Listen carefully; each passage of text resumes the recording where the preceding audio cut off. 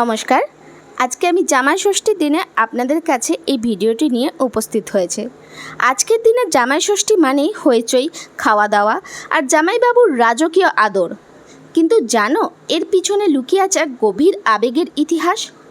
আগেকার দিনে বিয়ের পর মেয়ের মুখ দেখা ছিল নিষেধ, যতদিন না সে মা হচ্ছে। বাবা মা তৃষ্ণার্ত চোখে বসে থাকতেন কবে দেখবে আবার একটিবার মেয়ের মুখ। এই মন খারাপের মধ্যে একটু সান্ত্বনার ছায়া নিয়ে এলো ষষ্ঠী ঠাকুর। জ্যৈষ্ঠ মাসের শুক্লপক্ষের ষষ্ঠী তিথিতে ষষ্ঠী পুজোর অজুহাতে জামাইকে বাড়ি ডাকা শুরু হলো, আর সঙ্গে এলো মেয়ে। মা বাবার বুকে আবার আলো ফিরল। এইভাবেই জন্ম জামাই ষষ্ঠীর। শুধু পেট পুজোর নয়, হৃদয়ের টানটান বন্ধনেরও উৎসব।